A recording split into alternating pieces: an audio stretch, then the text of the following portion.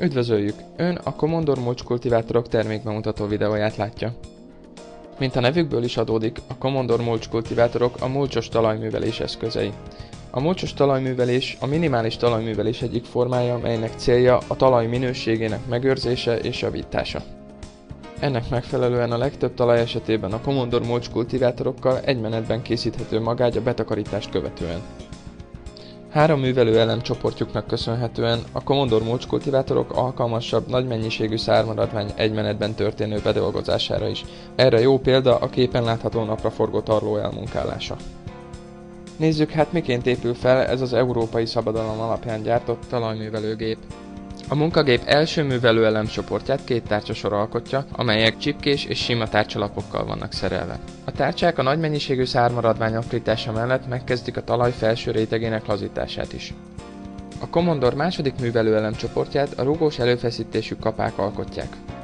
A kapaszárak 4 féle művelőelemmel szerelhetők, melynek köszönhetően a Commodore egy igazán univerzálisan használható talajművelő eszköz, amely alkalmas a legtöbb talaj és tarló elmunkálására.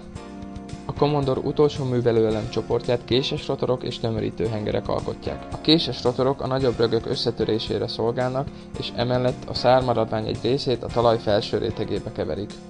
Végül a pálcás hengerek a talaj felső rétegét összetömörítik, és ezzel megakadályozzák annak túlzott mértékű kiszáradását. Bőséges szerszámválasztékuknak és további opcionális felszereltségüknek köszönhetően a Commodore mulch kultivátorok igazán univerzálisan használható talajművelő eszközök, azonban most tekintsünk meg egy ilyen gépet szántóföldi munka közben.